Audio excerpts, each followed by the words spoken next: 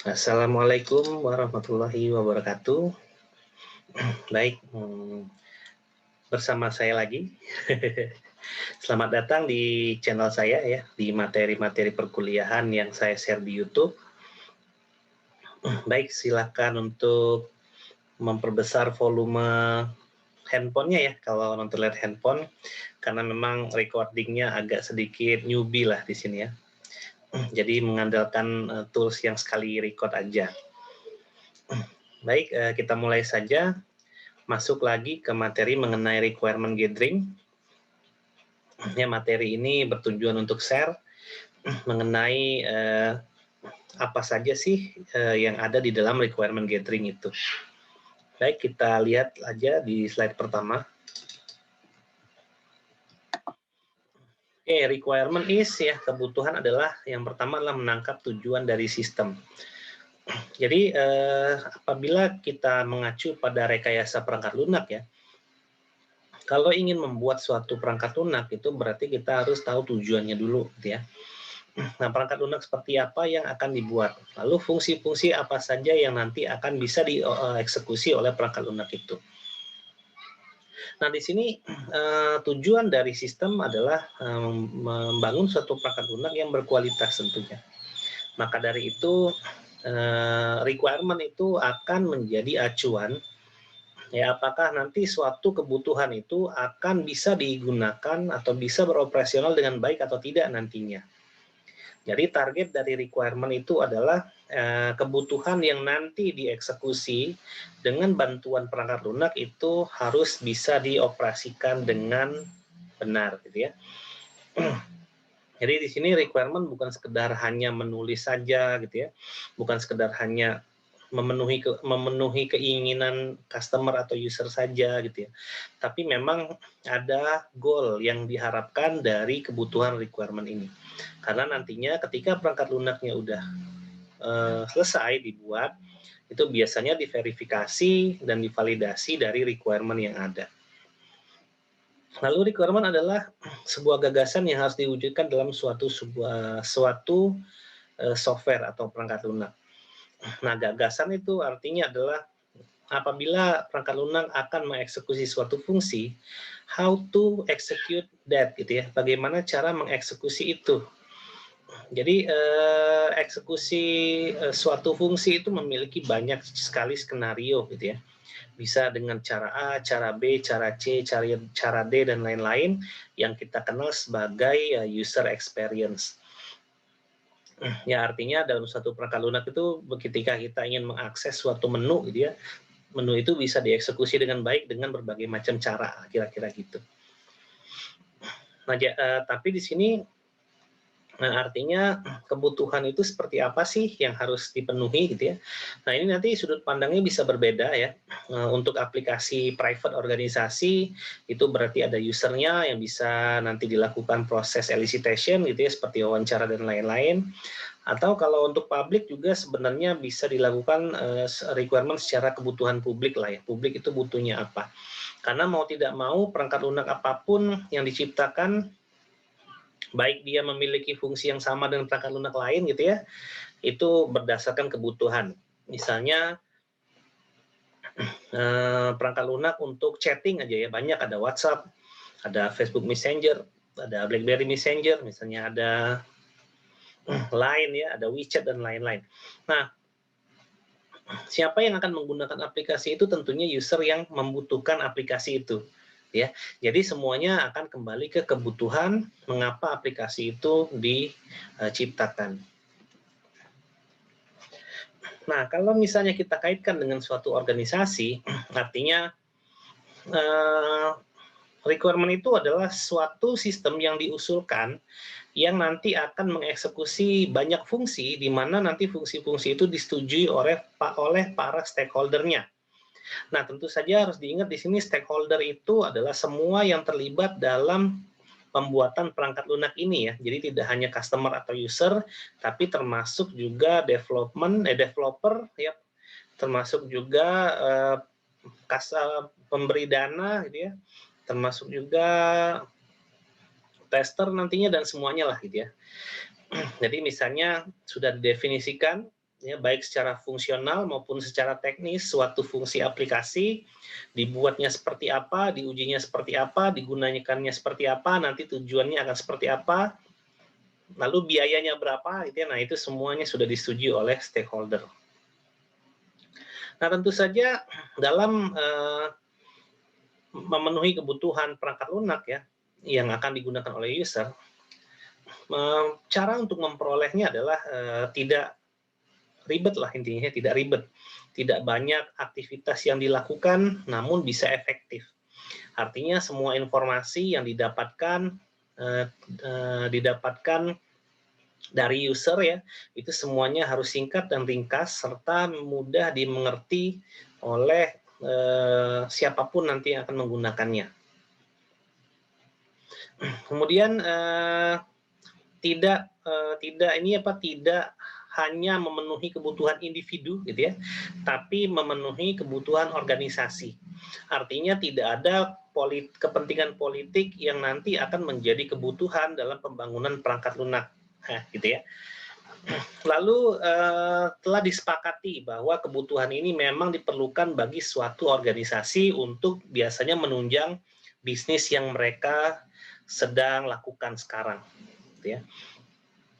Artinya requirement itu dikatakan selesai, ya maksudnya selesai maksudnya bukan selesai ya Pak, requirement itu dikatakan akan dibangun ya, artinya disepakati gitu ya secara bersama apabila memang requirement itu dibutuhkan oleh suatu organisasi dan memang kebutuhan itu akan menunjang kegiatan bisnis yang mereka lakukan.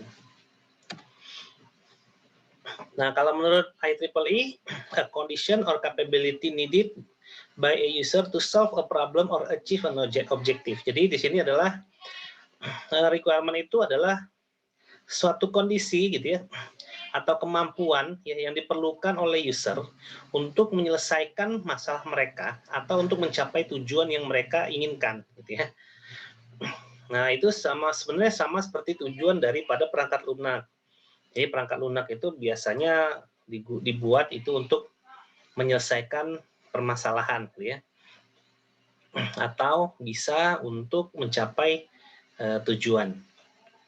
Jadi landasannya itu semuanya kebutuhan. Nah, di sini perangkat lunak yang dibuat itu harus memang sesuai dengan spesifikasi apa yang tertuang pada kontrak proyeknya. Jadi nanti ada scope yang mengikat di kontrak proyek itu seberapa besar perangkat lunak ini ya, seberapa besar itu dalam artian nanti fungsinya apa saja, teknologi hardware yang dipakai misalnya apa, kemudian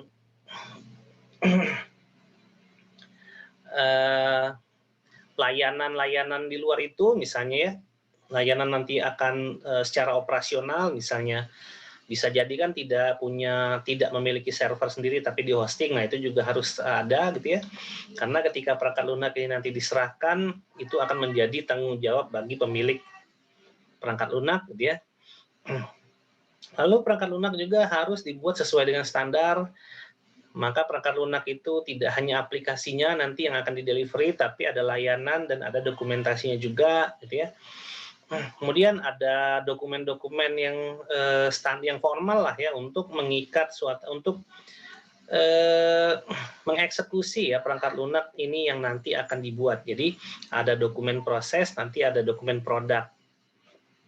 Jadi dokumen itu tidak bisa diabaikan walaupun nanti pembangunan perangkat lunaknya kita menggunakan salah satu teknik daripada Agile ya. Jadi Agile juga sebenarnya ada dokumen yang memang harus dibuat secara formal, namun memang tidak seribet software development lifecycle yang klasik gitu ya.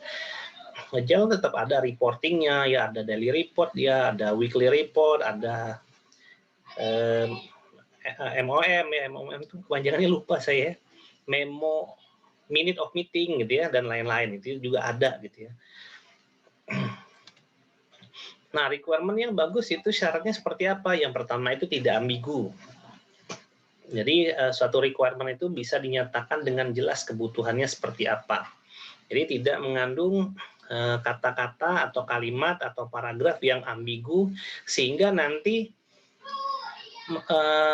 kesulitan dalam membangunnya dan kesulitan juga dalam mendefinisikan tujuannya nantinya. Jadi tidak ambigu. Nah, lalu bisa diverifikasi ya atau di testable, artinya perangkat lunak yang dibuat itu bisa diuji. Jadi bisa diukur dan bisa diuji. Apanya bebas ya, bisa kemampuannya, kemudian bisa performansinya dan lain-lain. Kemudian requirement yang baik itu harus clear.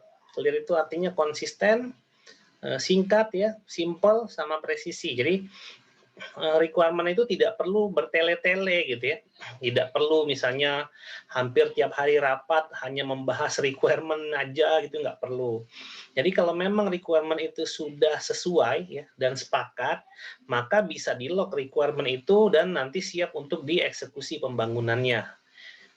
Nah, jadi itu memang tidak usah berlama-lama lah di masalah requirement gitu ya.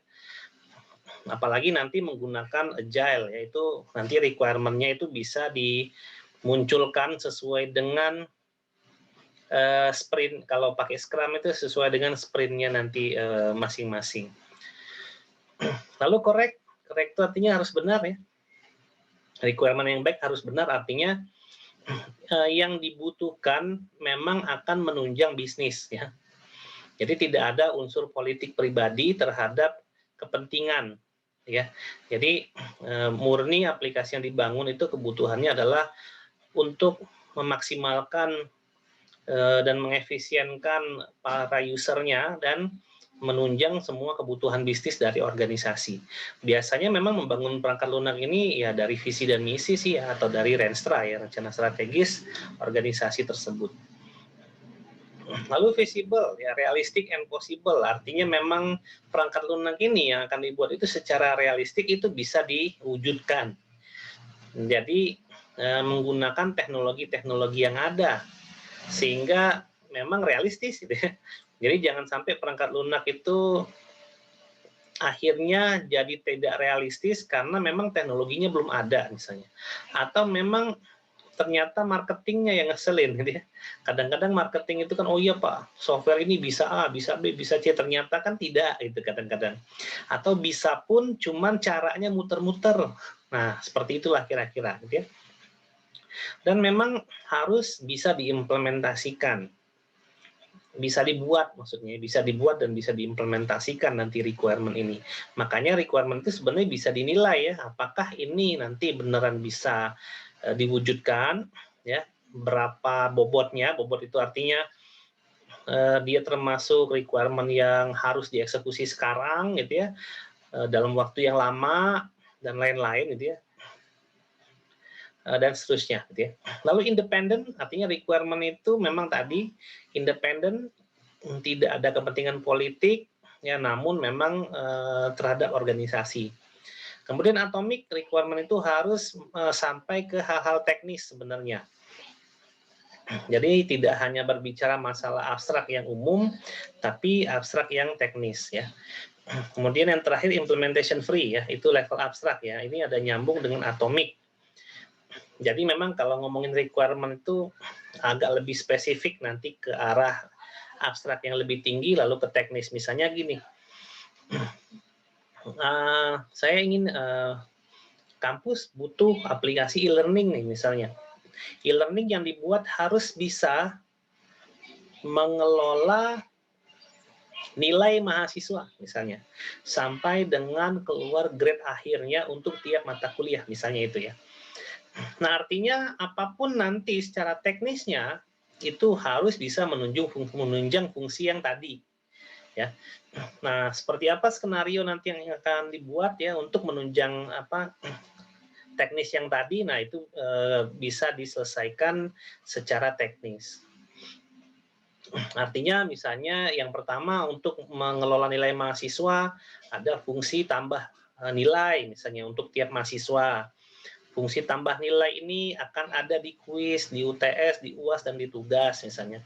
Kemudian ada fungsi untuk menghitung otomatis total nilai dari presentase misalnya. Lalu bisa memberikan bobot otomatis sesuai dengan grade yang ada pada standar di kampus misalnya, dan seterusnya. gitu ya. Jadi targetnya adalah operasional ya, jangan lupa requirement ini targetnya adalah operasional. Maka selama operasional itu belum bisa dieksekusi dengan baik, maka requirement itu pasti akan selalu ada perubahan.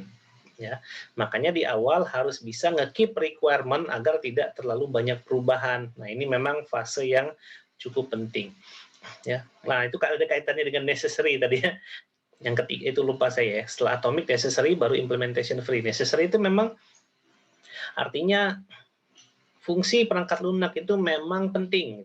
Yang fungsi nggak penting nggak usah, atau mungkin fungsi yang terlampau ribet ya itu nggak usah juga. Jadi apa yang penting aja yang dieksekusi dan memang itu menunjang suatu bisnis dari organisasi.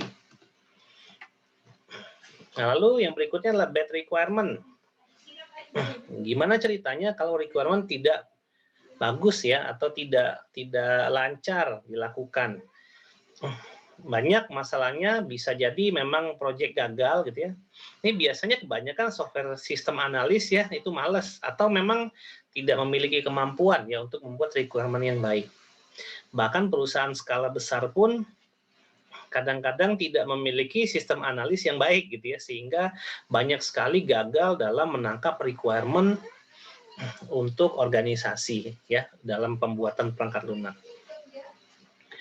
Kemudian apalagi masalahnya ketika requirement itu jelek ya testernya kewalahan.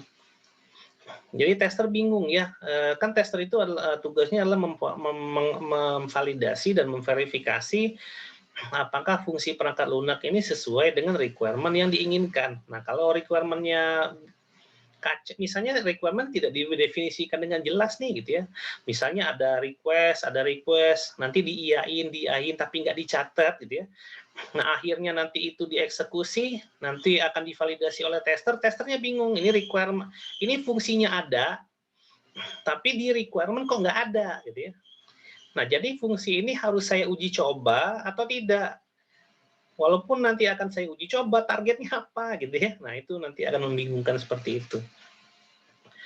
Nah, kemudian memang yang paling fatal itu adalah memang user tidak puas ya terhadap perangkat lunak yang dihasilkan karena tujuannya nggak tercapai, masalah mereka jadi makin ribet gitu ya dengan pakai perangkat lunak ini nantinya gitu ya, bukan malah nanti membantu mereka dalam menjalankan tugas-tugas mereka di organisasi, tapi malah bikin ribet gitu ya, dan kemudian bisa jadi perangkat lunak ini jadi ditinggalkan.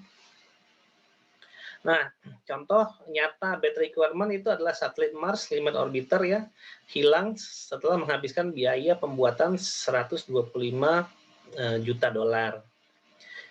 Nah, ini kegagalan satelit ini disebabkan oleh kegagalan software sebenarnya ya.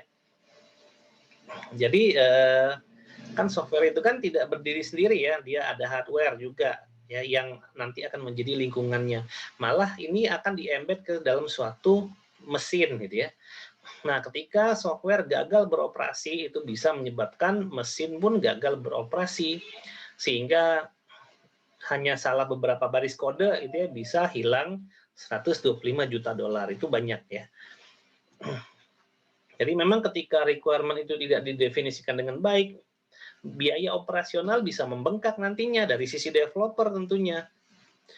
Lalu dia tidak bisa mengestimasi waktu development gitu ya, tidak bisa mengestimasi SDM yang dibutuhkan, macam-macam lah pokoknya itu ya, pokoknya jangan sampai ini terjadi aja gitu ya.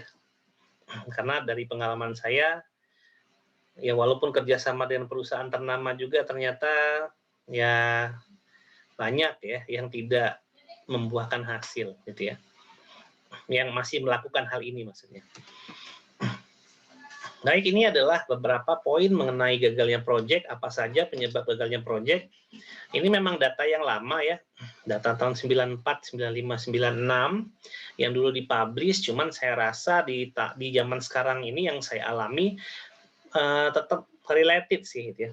Walaupun memang presentasenya jadi berbeda mungkin di saat ini. Cuman kita perhatikan saja poin-poinnya ya, apa saja yang menyebabkan proyek gagal. Yang pertama itu memang requirement yang tidak lengkap atau tidak sempurna. Jadi requirement didefinisikan asal-asalan demi mengejar target, nanti pokoknya strateginya nggak bagus aja gitu ya dalam mendapatkan requirement. Jadi memang requirement ini ketika tidak bisa didefinisikan dengan baik ya, tidak bisa dimengerti oleh semua orang, itu nanti akan ribet kemana-mana. Lalu memang yang kedua itu adalah lack of user involvement, keterlibatan user itu jelek. Membangun perangkat lunak sejatinya itu tidak bisa seperti meminta orang membelikan sesuatu yang terlihat gitu ya. Misalnya kita meminta untuk membelikan laptop dengan spesifikasi sekian, merek sekian. Ya, artinya kita tinggal minta ngasih spesifikasinya, kita kasih uangnya, kita tinggal duduk manis, nanti barangnya nyampe. Artinya selama proses kita tidak perlu perhatiin ya, dia mau naik angkot, naik mobil, dia mau beli di toko mana dan lain-lain, kita tidak perlu untuk mengetahui itu sebagai user gitu ya. Nah, namun kalau proyek pembangunan perangkat lunak ini user pun harus terlibat selama masa proses pembangunannya. Artinya kolaborasi yang memang harus dilakukan antara user dengan software developer itu memang harus terjalin dengan baik. Lalu yang ketiga itu lack of resource. Artinya apabila sumber dayanya jelek ya, sumber daya apa aja, mau sumber daya manusia, sumber daya apapun lah ya. Kalau jelek ya banyak sih sumber daya manusia ya. Nah, kalau resources yang dimiliki itu jelek, misalnya usernya pun bukan user yang merupakan user champion, ya udah gitu ya, itu bisa proyek gagal.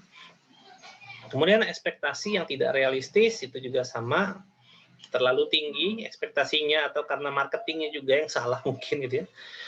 Kemudian lack of executive support, artinya memang tidak disupport oleh orang-orang petinggi-petinggi ya, mau dari petinggi-petinggi si usernya atau petinggi-petinggi di bagian software developernya. Kemudian banyaknya perubahan requirement, lalu lack of planning ya, planning yang jelek, dan memang perangkat lunak itu tidak dibutuhkan lagi. Gitu. Nah, ini adalah poin-poin yang memang harus menjadi perhatian, dan ini adalah poin-poin yang paling penting ya diperhatikan, karena poin inilah yang menyebabkan banyak proyek perangkat lunak itu gagal. Gagalnya bisa macam-macam ya. Nah, lalu kita masuk ke requirement engineering. Apa itu requirement engineering? Requirement engineering itu adalah rangkaian aktivitas ya dalam development, dalam pembangunan perangkat lunak, di mana ada macam-macam aktivitas yang ada di dalamnya, meliput aktivitas developmentnya ya, mulai dari fase mulai dari elisitasi, ya, specification, analisis, sama manajemen stakeholder. Jadi di situ nanti akan ada beberapa aktivitas yang harus dilakukan. Aktivitas itu memang diperlukan gitu ya untuk menangkap requirement yang memang nanti akan diwujudkan dalam suatu perangkat lunak. Nah, di sini dalam membangun suatu proses requirement engineering ya, bisa jadi memang perangkat lunak itu sudah ada sebelumnya yang akan dikembangkan, ataupun perangkat lunak itu yang memang tidak ada gitu ya. Jadi bisa jadi dari ada menjadi dari tidak ada menjadi ada, atau dari ada menuju sempurna. Nah gitu. Jadi itu nanti target requirement yang dilakukan itu bisa berbeda-beda ya. Lalu secara teknis yang dilakukan di lapangan pun nanti akan memiliki kerumitan yang berbeda-beda ya, tergantung daripada keadaan yang ada. Nah, di sini requirement engineering fokusnya pada tujuan dari perangkat lunak yang akan dibuat nantinya. Dan bagaimana atau kapan perangkat sistem itu akan dipakai, dan nanti akan menangkap gambaran besar daripada perangkat lunak yang akan dipakai nanti. Ya, mengapa kita harus menangkap gambaran besarnya? Ya, biasa, itu ada kaitannya dengan software arsitektur. Jadi kita harus tahu dulu apa yang mau kita buat, baru kita bisa dekomposisikan terhadap poin-poin yang ada dan yang lebih realistis untuk nanti dikerjakan. Jadi memang seperti itu sih gitu ya. Kalau kita tidak punya gambaran umumnya ya terhadap sistem yang akan dibuat, ya kita mau nangkep apa gitu ya, kita mau nyari kebutuhan apa kita nggak tahu. Kemudian requirement engineering adalah capture real world needs of stakeholder. Jadi memang kita akan menangkap kebutuhan sesungguhnya ya, real world ya, kebutuhan dunia nyata. Jadi bukan kebutuhan semu. Memang kebutuhan itu harus apa gimana ya ngomonginnya? Kebutuhan itu memang harus diimplement kebutuhan itu harus memang dieksekusi dan didukung oleh perangkat lunak yang baik gitu ya. Dalam dunia nyata. Banyak orang itu ya yang melakukan requirement itu nggak mikir bahwa perangkat ini nanti akan dipakai di real world gitu. Itu yang kadang-kadang bikin emosi gitu. Sehingga akhirnya requirement yang dilakukan ya asal-asalan aja, asal Tuhan senang maka kami senang. Jadinya ujungnya gitu. Nah, ternyata ketika perangkat lunaknya udah jadi, ya ambiar gitu semuanya. Karena memang perangkat lunak itu dipakai di real world gitu, bukan di dunia semu ya, bukan di dunia maya gitu. Bukan di dunia maya itu maksudnya bukan di dunia hayalan lah. Memang perangkat lunak itu diciptakan untuk menyelesaikan kebutuhan-kebutuhan dan mencapai tujuan-tujuan dari bisnis suatu organisasi. Nah, gitu kira-kira gitu ya. Nah, apa saja yang nanti akan di-capture macam-macam gitu ya. Dari kebutuhannya, dari desainnya, dari bagaimana cara arsitekturnya bekerja. Kemudian nanti di awal proyek bagaimana negosiasinya, kolaborasinya seperti apa dan lain-lain ya. Nah, jadi memang ibaratnya membangun perangkat lunak itu nginjek bumi ya. Seorang project manager pun harus nginjek bumi gitu ya. Jadi project manager itu memang dia akan memanage suatu project tapi bukan ongkang-ongkang kaki doang di atas meja gitu ya. Memang dia harus melihat ya secara tim ya, secara kebutuhan, secara sumber daya tim yang akan membangun nanti ini realistis nggak nih untuk bangun perangkat lunaknya. Kalau memang kurang ya tambahin ya. Ya itu kan resiko semuanya ya. Apabila memang wah nggak bisa nambah karena harganya terlalu murah, ya itu berarti urusan kalian gitu ya. Kenapa juga kemurahan waktu negosiasi gitu. Nah disitulah yang nanti harus teman-teman pelajari gitu ya. Yang teman-teman harus mengerti bahwa membangun perangkat lunak ini memang membutuhkan effort yang luar biasa, terutama di bagian requirement-nya. Nah, secara best practice ya, alur requirement ini seperti gambar ini. Jadi dari bisnis requirement dulu, kebutuhan bisnis dulu, kemudian dituangkan dalam dokumen vision and scope. Ya. Nah, bisnis requirement itu berasal dari business rule.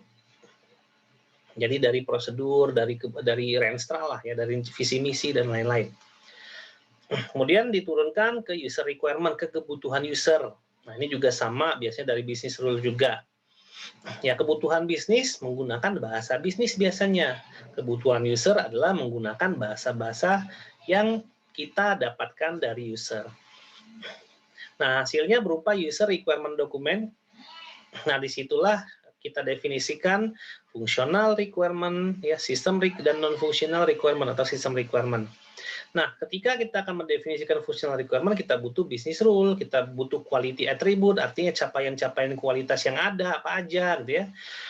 Lalu ada internal interface, external interface, artinya nanti akan ada tambahan-tambahan, gitu ya, dari functional requirement itu berupa UI, misalnya, dan lain-lain, gitu ya. Nah, lalu dokumen yang akan mewujudkan itu adalah dokumen yang namanya Software Requirement Specification atau SRS. Nah, di SRS itu nanti akan mendefinisikan functional requirement, external interface, quality attribute, dan constraint apa yang nanti mungkin akan dihadapkan dari project yang akan dimulai ini, gitu ya. Nah, ini adalah best practice-nya. Ya, jadi di sini kebutuhan ada dari kebutuhan bisnis diturunkan ke kebutuhan user, diturunkan ke kebutuhan fungsi. Artinya kebutuhan fungsional itu adalah kebutuhan perangkat lunaknya nanti, jadi secara fungsi. Ya bisa jadi nanti validate, bahasa-bahasanya kan validate, create, ya, insert, delete, view itu bahasa-bahasa di functional requirement. Kalau di user requirement tuh bahasa-bahasanya adalah bagaimana agar bisa otomatis melakukan ini. Nah, itu bahasa-bahasa user. Kalau business requirement itu biasanya bahasa bisnis ya. Bahasa bisnis itu misalnya bagaimana agar kepuasan user ya atau kepuasan customer itu bisa meningkat sekian persen per tahun. Nah, itu kebutuhan-kebutuhan bisnis tuh bahasa-bahasanya. Nah, kebutuhan fungsional pun ya akan didukung oleh kebutuhan non fungsional. Artinya perangkat lunak tidak bisa berjalan sendiri itu fungsinya tanpa didukung oleh hardware misalnya, kualitas jaringan, kualitas hosting, security yang baik, data yang baik, dan lain-lain. Yaitu ada di system requirements atau non-functional requirement. Nah, ini definisi-definisi yang tadi ya, bisa teman-teman lihat dari gambar yang tadi, udah saya jelasin ya, ini teman-teman bisa baca, bisa pause videonya, silakan baca definisi-definisi yang ada gitu ya. Ada definisi yang tidak ada juga ya dari yang tadi, gambar tadi misalnya di sini ada fitur misalnya. Atau tadi external interface ya, external interface itu misalnya dari antarmuka, dari UI, atau dari sistem yang lain juga sih sebenarnya itu bisa. Artinya bisa jadi perangkat lunak yang mau dibuat ini berinteraksi dengan perangkat lunak yang lain misalnya. Dan dengan suatu interface misalnya API dan lain-lain lah gitu ya. Nah, di sini ada fitur. Fitur ini juga biasanya kan kalau orang Indonesia tuh ngomong apa fiturnya gitu ya, itu lebih ke kalau fitur itu dia itu kebutuhan fungsional gitu ya sebenarnya. Tapi biasanya dia memiliki value ya. Jadi memang fitur itu adalah himpunan bagian atau set of functional requirement atau bagian daripada functional requirement. Namun fitur itu biasanya ada value-nya, ada kelebihannya ya. Kalau functional requirement itu memang fungsi yang spesifik yang mendukung kebutuhan bisnis, tapi ada fitur apa di situ? Nah, misalnya fitur otomatis menghitung nilai. Nah, itu adalah fitur namanya tuh ya. Fitur itu berarti ada value-nya. Di mana value itulah yang bikin user itu bisa meringankan bebannya dalam melakukan pekerjaan dia nantinya apabila menggunakan perangkat lunak itu nantinya. Kemudian ya itu aja ya, nggak ada tadi ya fitur ya. Jadi fitur itu adalah himpunan bagian daripada functional requirement, tapi memang yang memiliki value ya. Jadi misalnya kalau functional requirement kita bilang bisa melakukan tambah data mahasiswa. Nah, fiturnya apa nih? Membuat NIM secara otomatis misalnya ketika melakukan insert data. Nah, itu fitur tuh gitu ya. Namun fitur itu biasanya kita ngomongnya di teknis sih gitu ya. Kalau di functional requirement itu ya sampai situ tadi aja ngomongnya. Nah, yang kita jelaskan tadi itu sebutannya adalah 3 level requirement. Nah, siapa aja stakeholder-nya ini kan beda-beda nih ya. Jadi kalau kita ngomongin business requirement itu semuanya berasal dari manajer ya, dan marketing, jadi 2 orang. Nah, manajer itu dia mendefinisikan business requirement dari kebutuhan bisnis, kalau marketing itu dari kebutuhan pasar, gitu ya. Lalu produk konsep. Ya, lalu ada user requirement, ya. User requirement itu nanti akan dieksekusi oleh business analyst sama user yang representatif dan product manager. Dia yang akan mendefinisikan user requirement. Kemudian functional requirement itu akan didefinisikan oleh business analyst dan business analyst atau product manager. Kemudian functional requirement itu akan dieksekusi oleh developer atau tester ya. Artinya dieksekusi itu diimplementasikan ya dalam bentuk kode oleh developer dan nanti akan diujikan fungsi itu sesuai atau tidak itu oleh tester. Jadi ini stakeholder-nya beda-beda. Nah, 2 requirement yang di-highlight tadi ada kebutuhan fungsional dan ada kebutuhan non-fungsional. Kebutuhan fungsional itu artinya apa yang memang akan sistem ini lakukan nantinya apabila dia sudah dibuat. Kalau non-fungsional itu adalah lingkungan seperti apa yang akan mendukung fungsional nantinya, gitu ya. Macam-macam ya, ini kebutuhan non-fungsional itu bisa jadi nanti dia harus memiliki hardware seperti apa, dia harus memiliki security yang seperti apa, dia harus memiliki standar seperti apa gitu ya. Di mana memang kebutuhan non fungsional ini ya tujuannya adalah mendukung kebutuhan fungsional agar kebutuhan fungsional ini bisa dieksekusi dengan baik nantinya gitu. Nah, kebutuhan fungsional ya dari IEEE artinya adalah definisinya adalah proses mempelajari kebutuhan pemakai untuk mendapatkan definisi kebutuhan sistem atau perangkat lunak. Itu adalah kebutuhan fungsional. Nah, contohnya seperti ini nih, requirement 1. Sistem dapat menampilkan pegawai yang aktif dan tidak aktif, nih requirement nih ya, fungsional. Requirement 2, sistem dapat membuat laporan keuangan secara bulanan dan tahunan, salah ketik. Kemudian sistem requirement ketiga, sistem dapat melakukan pengecekan terhadap hak akses pengguna. Nah, ini adalah analisis kebutuhan fungsional. Bukan fitur ya. Kalau fitur itu artinya sistem dapat membuat laporan keuangan secara per bulan dan tahunan. Fitur reportnya apa? Bisa memprediksi misalnya dari report yang ada. Nah, itu fitur tuh, ya. Tapi dia termasuk ke dalam requirement. Fitur itu nanti biasanya dipikirkan oleh developer kebanyakan ya fitur-fitur yang ada. Cuman dia memang fitur itu adalah yang memiliki value tadi ya, yang memiliki nilai. Apabila memang ada fitur yang ditambahkan tapi itu menjadi lebih ribet ya itu nggak usah dieksekusi. Nah ini yang non fungsional nih ya. Nah apa aja non fungsional itu macam-macam, ada product requirement, ada organizational requirement, ada external requirement yang dibagi ke dalam bagian-bagian di bawahnya. Product requirement itu artinya nanti yang mendukung kegiatan non fungsional, yang mendukung kegiatan fungsional dari sisi produk nantinya ketika dia udah dieksekusi. Ya mulai dari usability, performance, ya space, reliability, portability dan lain-lain. Artinya ini adalah product requirement yang digunakan kebanyakan ini masalah kualitas ya. Artinya nanti ketika fungsional ini sudah jadi produk, nah inilah yang harus dipenuhi oleh fungsi-fungsi tadi ya. Kemudian ada organizational requirement, kebutuhan organisasi mulai dari delivery requirement, implementation requirement, sama standar requirement. Nah, misalnya organizational requirement itu dia pakai software development lifecycle apa, dia menggunakan dokumen formal apa, dia menggunakan poin-poin dari untuk acceptance seperti apa dan lain-lain ya, ini macam-macam.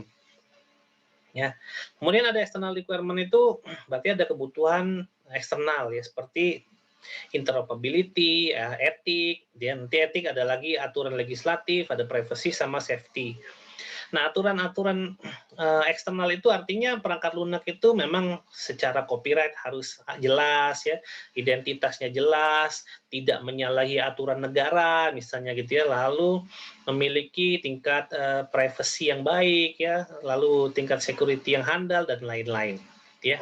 Nah, itu adalah tipe non fungsional dan ini ada di dalam definisi-definisi requirement mau dari ISO standarnya atau dari IEEE, ini ada semua. Bisa cari sendiri ya di internet. Nah, bagaimana caranya kita mendapatkan kebutuhan? Itu kita sebut sebagai suatu proses aktivitas elicitation namanya. Nah, untuk kita tahu kebutuhan user, kita bisa lakukan wawancara. Tentunya wawancara itu harus dipersiapkan dengan baik ya. Wawancara itu kita perlu mendefinisikan soal apa pertanyaannya, kita perlu mendefinisikan poin-poinnya, kita perlu membuat kesimpulan hasil wawancaranya juga gitu nantinya. Kemudian kuesioner ini juga sama ya, pertanyaan-pertanyaannya harus disesuaikan dan kalau bisa berkolaborasi nih bikin kuesionernya dengan usernya atau dengan stakeholder yang lain ya, jangan dieksekusi sendiri oleh software developer. Kemudian bisa rapat atau pertemuan terbuka, ya semuanya berkumpul stakeholder lalu dia membahas requirement.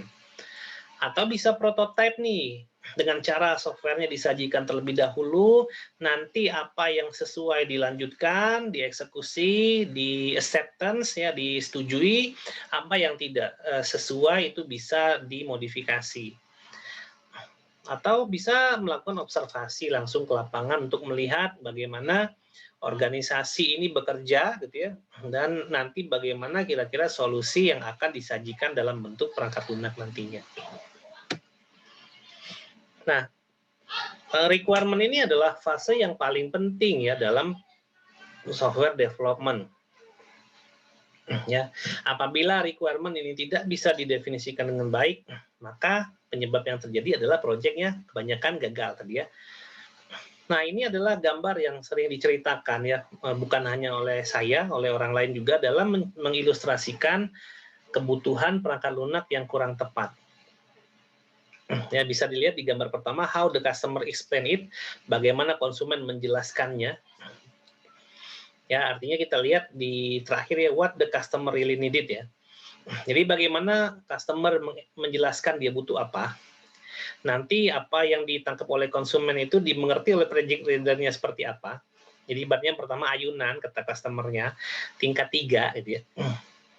Lalu project leader-nya mendefinisikan ayunan juga, cuman satu, cuman talinya seperti itu. How the analyst design it. Nah, nanti sistem analisnya bilang, wah kalau kayak gitu nggak bisa dieksekusi, Pak. Kita harus ubah nih. Nah, itu jadinya ayunannya ya. Itu kan bisa berayun juga ya, tapi dibikin kayak gitu. Nah, lalu bagaimana programmer menulis kodenya, nanti ayunan juga, tapi sentrifugal muternya. Kemudian how the business consultant describe it, wah sofa Pak ayunannya, artinya marketing itu kan pasti mendefinisikan perangkat lunak yang akan dibuat itu dengan sangat baik. Kemudian how the project was documented, nggak ada dokumentasinya, gitu ya. Tidak ada dokumentasi itu bukan hanya menyebabkan softwarenya gagal dalam beroperasi, tapi juga gagal dalam nanti di maintenance dan di evolusi ya, dikembangkan lebih lanjut. Lalu what operation installed, yang diinstal ternyata cuma itu, artinya fungsi ayunannya masih ada gitu ya, cuman nggak sesuai, jadi ribet ayunannya. Lalu how the customer was built, wah harganya mahal ya, harganya roller coaster padahal ayunan. Kemudian how it was support, ya supportingnya nggak ada. What the customer really needed, artinya yang diinginkan konsumen itu adalah itu sebenarnya ayunannya. Nah di sini kita bisa tangkap nih dari gambar ini. Mulai dari how the customer explain it. Ya. Nah, artinya apa yang diekspresikan oleh konsumen terhadap kebutuhan itu belum tentu sebenarnya kebutuhan, tapi keinginan. Jadi bedakan antara kebutuhan dengan keinginan, ya. Bisa jadi yang diceritakan oleh konsumen itu adalah keinginan dia secara pribadi. Makanya ketika kita mencari kebutuhan tidak bisa hanya wawancara ke satu orang, kedua orang, tapi memang ke user-user yang representatif. Tidak harus semua, tapi kita ambil sampel saja dan kita harus mencari user yang representatif yang kemudian kita sebut itu sebagai user champion. Nah, yang jadi masalah adalah dari awal kan dia bagaimana konsumen mengekspresikan apa yang dia inginkan. Kemudian komunikasinya berlanjut lagi ke pengertian project leader, ke desain, ke programmer dan seterusnya gitu ya. Jadi akhirnya semuanya kena efek samping daripada kegagalan bagaimana kita menangkap kebutuhan dari user tersebut. Ini ilustrasi yang paling sesuai. Nah, sebagai software developer, apa sih yang sering kita akan hadapi? Yang pertama itu memang, ya seperti yang saya bilang sebelumnya, konsumen itu kadang-kadang menjelaskan keinginan mereka, bukan kebutuhan. Atau kadang-kadang mereka tuh mau butuh apa, mereka juga nggak tahu gitu ya. Itu yang paling banyak. Makanya nanti biasanya software developer itu juga merangkap software consultant, artinya dia harus bisa menjembatani ya antara user dengan aplikasi yang akan dibuat nantinya. Jadi aplikasi itu tidak hanya dieksekusi berdasarkan apa keinginan, tapi memang apa kebutuhan. Nah, apabila kebutuhan aplikasi dengan aplikasi yang akan dibangun belum ketemu, disitulah tugas daripada si sistem analis tadi ya, untuk menemukan itu, gitu ya, mempersatukan antara kebutuhan dengan aplikasi yang dibangun. Jadi tidak boleh kita hanya, oh gitu ya, Bapak maunya gitu, baik Pak, akan kami kerjakan, ternyata orang lain protes ya. Baiklah, masa kita kan nggak bisa memenuhi semua kebutuhan pribadi gitu ya, tapi memang harus ada standar, harus berdasarkan kebutuhan yang jelas. Kemudian biasanya pengguna menjelaskan kebutuhan dengan cara mereka sendiri, sehingga sulit dipahami. Nah ini biasanya yang memang bahasanya berbeda, atau dari sisi penyampaiannya berbeda, ada yang ngotot, ada yang nyolot gitu ya, ada yang lambat, ada yang macam-macam lah gitu ya. Sehingga sistem analis itu biasanya harus merangkum lagi sebenarnya dan nanti memverifikasi lagi ke usernya apakah memang ini adalah sesuai yang mereka butuhkan atau tidak. Kemudian tadi pengguna itu banyak konflik kebutuhannya ya secara pribadi. Nah ini macam-macam, ini memang agak sulit dan memang itu harus dikonsultasikan, dikolaborasikan dengan baik dengan organisasinya.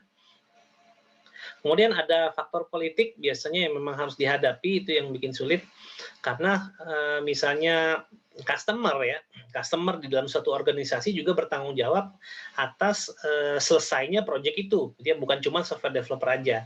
Artinya kadang-kadang ya suka diundur-undur, ya suka dilama-lamain, atau memang customernya jadinya nggak ngerti sebenarnya dia harus ngapain gitu ya. Atau ada politik-politik lain lah gitu ya, misalnya menyenangkan hati atasan dulu lah fungsinya, aplikasinya beresin dulu lah, yang penting atasan senang, nah sisanya nantilah. Nah itu kan adalah faktor politik gitu ya. Kemudian memang ada kebutuhan selama proses analisis ya, ada perubahan kebutuhan yang tadinya A berubah jadi A1 misalnya gitu ya. Kemudian memang mungkin bisnis yang berubah ya, sehingga memang pembangunan perangkat lunak itu kalau terlalu lama ya, itu kadang-kadang change request-nya jadi besar. Karena apa? Bisnis yang berubah nanti di tengah jalan. Baik, seperti itu kira-kira ya sharing di kali ini. Di sesi ini maksudnya, apabila teman-teman membutuhkan informasi yang lebih detail mengenai requirement engineering, bisa cek di playlist saya. Untuk playlistnya namanya analisis kebutuhan perangkat lunak. Itu lebih detail ya dari proses elisitasi dan lain-lain. Baik, terima kasih. Video ini saya akhiri. Ya, terima kasih atas perhatiannya ya, semoga ilmu yang saya share ini bermanfaat ya. Saya pamit, wassalamualaikum warahmatullahi wabarakatuh.